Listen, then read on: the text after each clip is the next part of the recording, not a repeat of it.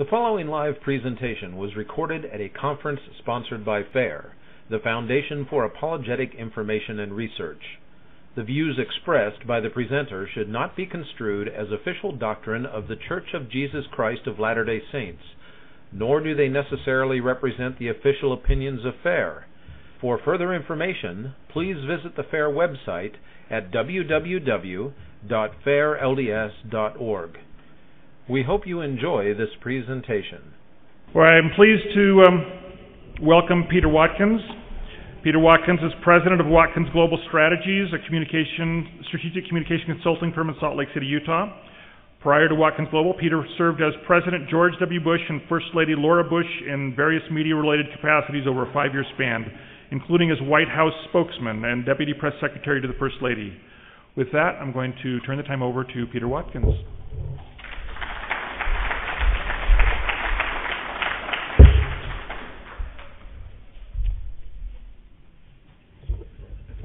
Thank you, Scott. I think speaking after Gary is a little bit like a garage band going after the Beatles. So he really set up what I'm going to say nicely, but I feel like he gave you so much good information that this will be a little bit of a, hopefully you'll just enjoy what I have to say. There was an article recently in one of the local papers that said the FAIR conference is going to talk about 2 subjects that you don't want to talk about in polite society: religion and politics. And I thought, well, am I committing some sort of faux pas, or is this not polite society? So I'll just assume it's one or the other. But Scott, when we talked about what I was going to say several months ago, he asked me to reflect on a few experiences I had while working in the West Wing, working for President and Mrs. Bush, that would be interesting to this audience. And so I had several experiences. The White House is one of those places that just, it's like drinking from a fire hose. So many unbelievable things happen every day that if you don't write a few down, I mean, you're going to miss something. And so one of the first most interesting things that happened to me was when I was a young sort of press liaison. My job was to make sure reporters got wherever they needed to go in traveling circumstances. And we happened to be at the Vatican. Now, so it was my job to get the White House press corps. The event itself was the President of the United States was meeting with the Pope. And it was my job to get the press corps into the sort of the restricted access areas where the meeting would take place. And it just so happened that I had served my mission in southern Italy. And I spoke Italian. And I was, so if you have ever been to St. Peter's Cathedral in Rome, you see it's this big, beautiful edifice. And in order to get to the Pope's private apartments, you have to navigate a series of very narrow roads. You go behind St. Peter's and you keep kind of circling around, and at every 100 or so feet there's a new Swiss Guard checkpoint, and you finally make your way there. And every time I was navigating it, I was speaking in Italian. And this group of White House reporters were kind of curious, like, why is this guy so, why is this guy speaking Italian? So we found ourselves waiting in the courtyard of San Damaso, where the Pope's private courtyard is, and I found myself in a little group of people that included the Cardinal of the Vatican, who is over all of public affairs for the entire Vatican, and reporters from every major paper from the United States: the USA Today, Wall Street Journal, Washington Post, New York Times, blah, blah, blah. The list went on. And I found myself, it was really strange because the conversation turned to me, and it was, Peter, why do you speak Italian? This is a good setup for Gary's speech. And the Cardinal was curious because he was from the United States, and his Italian was not as I guess colloquial. But well, let me tell you why I spoke Italian. I served a mission in southern Italy, and we got to talking about the church. And I thought, a few years prior, I never thought I would be, when I was knocking on doors in southern in Sicily, I never thought I'd have a chance to speak to a cardinal, I never thought I had a chance to speak to national reporters, and I never thought I'd have a chance to do it at the Vatican. So it was one of those experiences where I thought, wow, this is pretty significant. The other sort of reflection happened when President Hinckley received his Presidential Medal of Freedom at the White House. Those of you, I'm sure everyone is familiar with that event. My job at the time was, again, working with the media, and it was a wonderful event. It was in the East Room of the White House. It's, very as formal of an event as you can get. You had Arnold Palmer and his and his people, and all of these sort of famous Americans, and you had President Hinckley. And after the award ceremony, there was a reception for all of these honorees and their guests in the state dining room of the White House. But I had several requests from reporters who wanted to speak to President Hinckley. And I thought, well, I hate to ask him, but, well, I guess I better. President Hinckley, I know you want to go to your awards or this wonderful reception, but do you have a little bit of time to talk to these reporters? Absolutely. So, and it happened to be his 94th birthday that very day. So, another very surreal experience walking with President Hinckley through the White House colonnade, past the Rose Garden, outside the West Wing,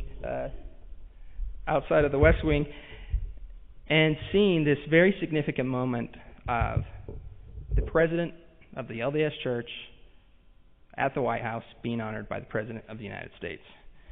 The list of religious leaders who have received this award include Mother Teresa, Desmond Tutu, and a very significant list. And it was one of those moments where I thought, this is a big deal, and really, really impressed me. So the question is that everyone has in politics right now is, can a Mormon be president? Can a Mormon get elected president of the United States? And it's a debate going on and on and on. We've all read these several storylines, and my answer is, well, absolutely. The current president of the United States is named Barack Hussein Obama. His father was a Muslim, and he's African American. Well, can a Mormon get elected? Well, absolutely. I want to focus on if a Mormon is elected and give you some things to think about from my perspective of working in the White House and working in the West Wing. I'll quickly address the elephant in the speech. Governor Romney, who makes this speech relevant. I'm not affiliated with the Romney campaign. I'm not endorsing the Romney campaign. I am more raising the issue because last 2008 election cycle, he was really one of the final four candidates. And by all logical arguments, he's the front runner in the Republican nomination process for the 2012 election. And so that makes this speech relevant, but I'm not really going to focus on the Romney campaign. So in order to give you the perspective of what it would be like for a member of the church to be president of the United States, I thought I'd give you some information just to kind of get you a sense of what the White House bubble that you hear about actually consists of. Everyone assumes that there are a lot of people that surround the President of the United States, and those of you who've been to an event or seen him come on TV or to your town know that there's just this massive amount of people. But what most people don't know is there is a core group of people that go with him wherever he goes, every day of the week, all hours, that is there at all the time. The personal aide, the person who is in charge of his briefing books and his note cards and his thank you notes and his Altoids and all of those things. There's the military aide who sleeps at the White House, who is responsible for carrying the famous briefcase called the football that contains the nuclear launch codes and is with the president at all times. He's in the elevator with the president. He's on Marine One with the president, etc. A White House doctor who is always there with the president. A White House photographer who, since I believe it was the Kennedy administration, is responsible for documenting everything, who is essentially at all times present. a White House press aide, someone who was there, countless scores of Secret Service, and one thing that most people don't know about is a White House press pool. That again, after President Kennedy was shot, the Warren Commission decided that at all times there needs to be a representative of the Fourth Estate to be there to independently document the activities of the president. It works both ways. It works for that documentation purpose, but also if the president needs to quickly get a message out to the world, this press pool will be there. And so the press pool consists of 4 members of a television crew, a newspaper reporter that represents all of the newspapers, 6 wire reporters and photographers, and then another print reporter. So it's about 14 people usually. They fly on Air Force One. They ride in the motorcades. They're constantly with the president, which is significant. I will get to the significance of that in a minute. But so if the president wants to go fishing, people are there. He wants to play a round of golf, everybody's there. Any private moment, forget about it. It's important to also point out the amount of money invested by the national media, for the world media, covering the President of the United States. Everywhere he goes, they charter an airplane. They spend millions of dollars traveling with him. They spend a lot of money working out of the West Wing press briefing room. It's one of the only residences and offices of a head of state or head of government in the world where the media work literally 50 yards from, or less, from where the president is. They're there every day, spending a lot of money. Why is this significant? Because they have to talk about something. They have to get a return on the investment. The president, by all accounts, is the most newsworthy person on the planet. Sure, it's front page news in the Washington Post if he signs a major piece of domestic legislation, the health care bill. Salt Lake Tribune gives it front page, above the fold, the most significant placement of a story. But in Germany, and Buenos Aires, and Spain, and Casper, Wyoming, all of these places, can you think of the last time a significant piece of domestic legislation from any other country was on the front page of a newspaper in your town? It isn't. He's the most newsworthy person on the planet. And frankly, one of the White House reporters I talked to one time, I said, why is it such a big deal? And he said, well, it's simple. He's the biggest story in the world. He's everything. It's got human interest. It's got, human impact. It influential things that happen, and that's why. So finally, just more of the setup. We expect our president to be all things at all times. If there's a natural disaster, we want the well plugged. We want him down there touching the oil and cleaning it up. We need him operating and commanding wars on several fronts. We want him as our chief diplomat, working face to face with other world leaders. And we want him kissing babies and hosting beer summits. It's a lot to ask for a person, right? So, with all this as a backdrop, some hard rules of political communication that happen. Perception is reality. It's pretty obvious, right? May not be true what I hear about someone or something. This goes a lot to Gary's remarks. But it doesn't matter. If I perceive it, that's what it is. Political communication, good offense beats good defense. You see that all the time. And without conflict for a reporter, it's really hard to develop an interest in a story. So the question I've sort of wondered from working in the West Wing bubble was not can a Mormon be president, but can a president be Mormon? Can he practice his faith just like we practice our faith on a regular basis? A few things to consider. In April, it's customary for the president to release his tax returns to the public. We all get to know and scrutinize the list of charitable contributions that the President of the United States gives to.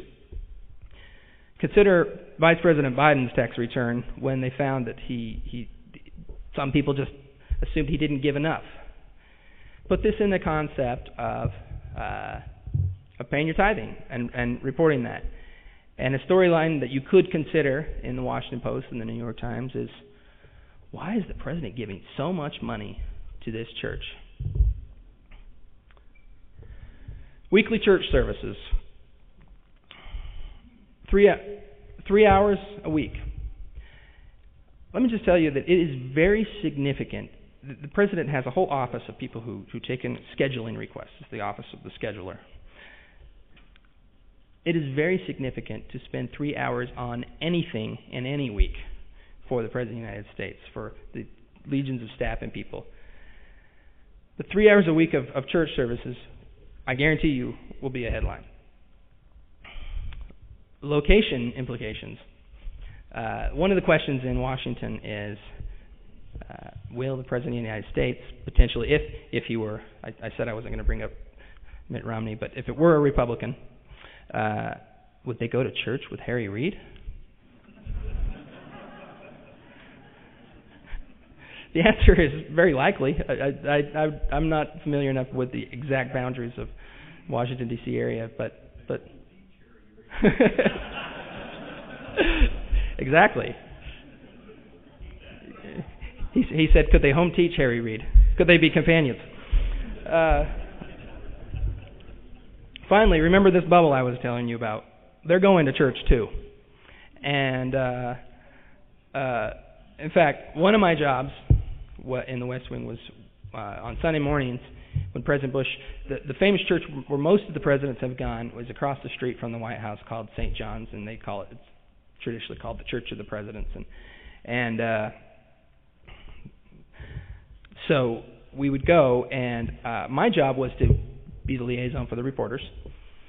And President Bush would drive across the street, and he'd go in and be seated in his first pew there, and I would go in with the reporters. And we'd sit in the back row, and everything that was exposed to the president was written down and carefully, then the print reporter would issue something that's called a pool report. And so this is just an example of one of the pool reports that went out when President Bush went to church. Space Jam and Jesus versions of trash talk were among the themes of Reverend Louis Leon's sermon to President Bush. First Lady Loris Bush and scores of other worshipers at St. John's Church this morning. By way of explaining trash talk, the Reverend Leon recalled the film Space Jam starring Michael Jordan and Bugs Bunny, and his own experience of hearing such talk on the basketball court from a young relative who, according to the Reverend Leon, asked him, "You want a part of me? Your puller believes the proper trash talk phrase here is you want a piece of me." Okay. What's the point? I mean, why do we care about that information? Put it in the context of a testimony meeting.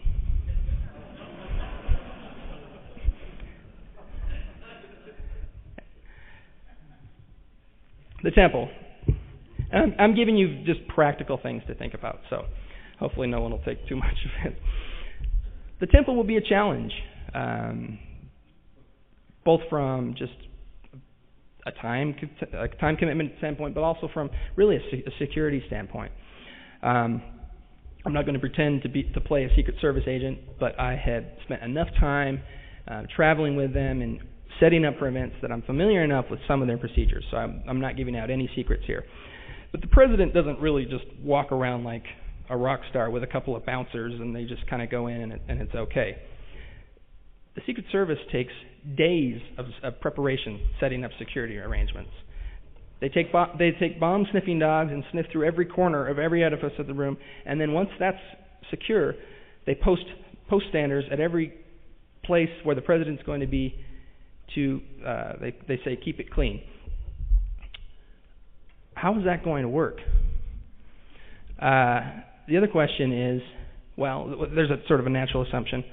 Well, they'll just use temple recommend carrying members of the Secret Service to do that. Well, is there a question of potential discrimination within the Secret Service? Just a question. So it'll be a challenge. It'll be a challenge, absolutely. And then, obviously, the pool report.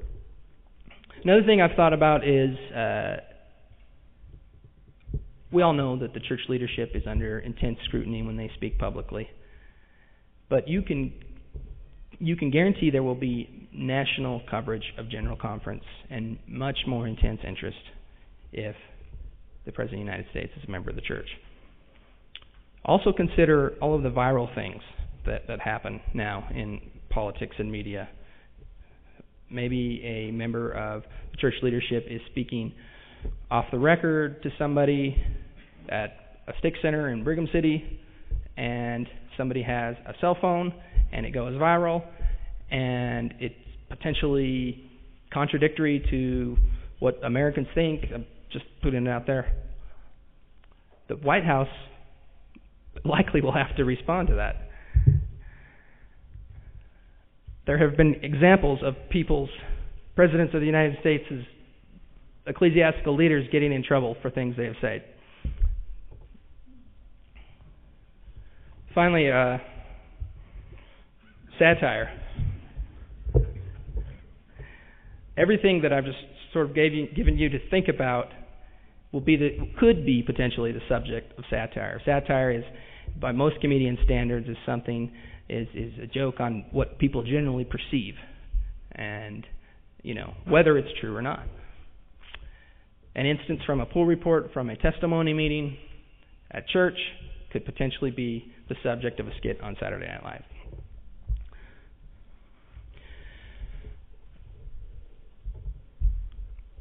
So a couple of things to watch for. First of all, official church reactions to political issues. It'll be interesting to see how the public response is to this intense scrutiny. Will the White House have to create distance from the church? And what will be the church public affairs build-up? Consider all of the stories and reports surrounding the church public affairs build-up for the 2002 Winter Olympics. That was 3 weeks. That was an event that really, the Winter Olympics, no offense, isn't as big as the Summer Olympics. And this is so just to give you an idea of the amount of attention and scrutiny and sort of public interest. So I really see organizations like FAIR to be critical, because in media, they say, there's a vacuum. There's a vacuum. They're going to report it. We have 24-hour news channels. We have, reports of around the clock of things that seem uninteresting, but somehow find their ways to be interesting. And so organizations like FAIR have an opportunity to sort of fill that vacuum in a responsible manner, and that's why I really think. That's why I'm really glad to be here, glad to present these issues as things to think about. And I really think that a lot of the comments that Gary had earlier really go hand in hand with some of these issues, because the interest and the intensity of the interest will be off the charts. And I'm really glad to be here, and I'm concluding my remarks. So thank you.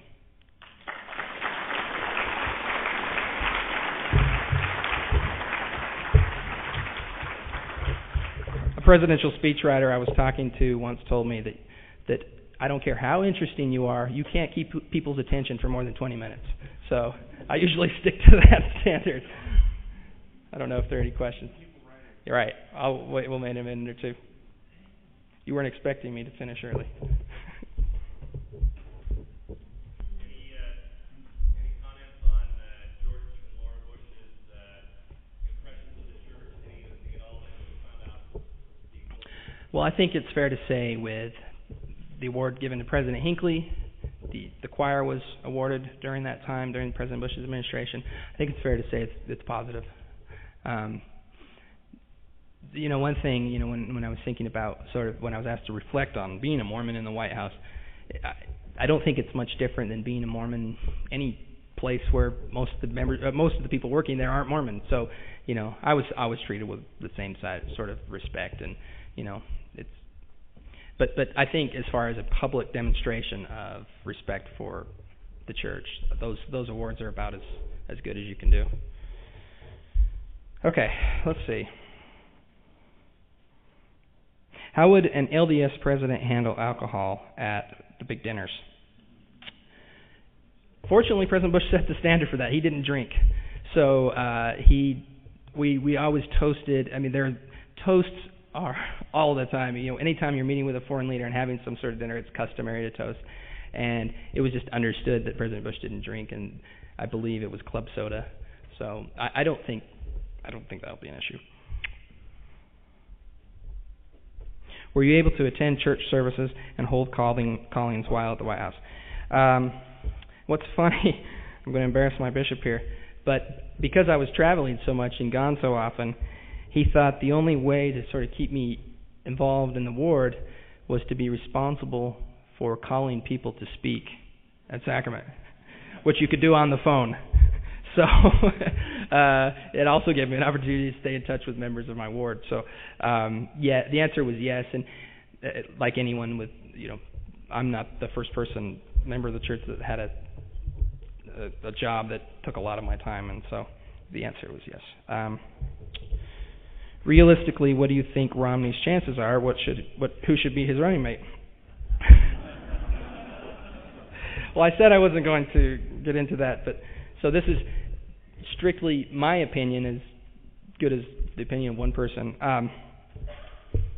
He has money, he has notoriety, he has organization, and at this time he doesn't have significant competition. So it's pretty good in the Republican. But the other thing I'll say, as far as when people try to project elections, is that nobody knows. There's so many things that can happen, so many circumstances that happen, and really until the last few days of an election, it's just anyone that tells you they guarantee you and they know what's going to happen, I have a bridge to sell you. Let's see. How would the impression of the church worldwide change if a Mormon president launched a new war? That's a good question. I think that would entirely depend on the circumstances of the war. Obviously, the last two fronts that we've been in have not been popular, so I think first and foremost it reflects on the person making the decision. The church itself, that raised another good issue that I meant to bring up, was the international attention that will come from this. That 55% that Gary was talking about will decrease quite substantially. And I think there should be considerations for the ambassadors of our church in other countries as well. Potentially security issues, public image issues, all things like that. So that's a hard question to answer, just not knowing the circumstances. Why do we not show more respect for the office of the President of the United States as Latter-day Saints, no matter who the President is? It's a good question. I don't know. I will say, from my perspective, I know President Bush has been very strict about not criticizing his predecessor, and there are certain things that people will say, well, can't you believe Obama plays 41 rounds of golf since he's been president? I showed you that bubble. The president is the president at all times. President Bush took a lot of criticism for spending so much vacation time in Crawford, Texas, that really, he still had his national security briefings every day, his CIA briefings, his, any other presidential daily briefings. It's one of those jobs that just never goes away, and so any sort of, release is as long as, it seems like President Obama has been doing a lot of things. Whether or not you agree with him, that's not for me to say.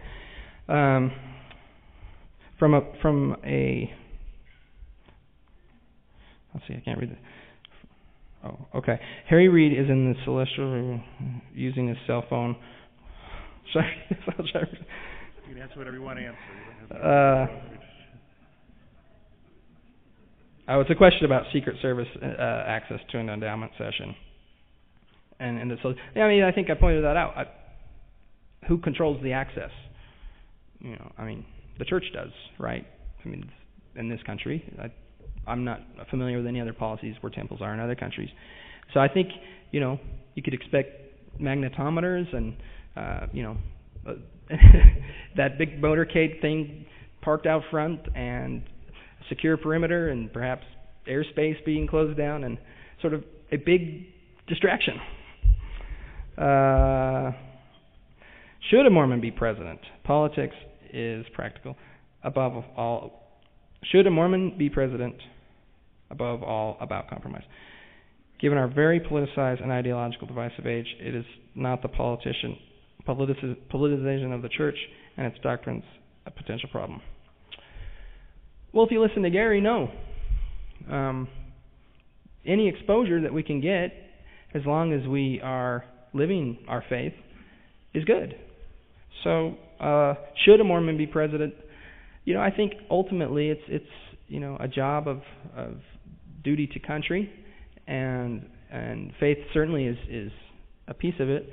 But we've seen statements from previous religious affiliated presidents, President Kennedy being the most famous, of saying, my duty will be to my country first. I think another thing that's interesting about that is we really haven't had an overly religious president in the last several presidents. I mean, President Bush being one that people who identified was a man of faith. But as far as attending and really practicing outwardly a faith the way that we do, we haven't seen that. So it's a good question. Should a Mormon be president? Why not? If he's a good president. How much food storage space is there in the White House basement? I'm sure there's enough. Thank you very much. I appreciate your time.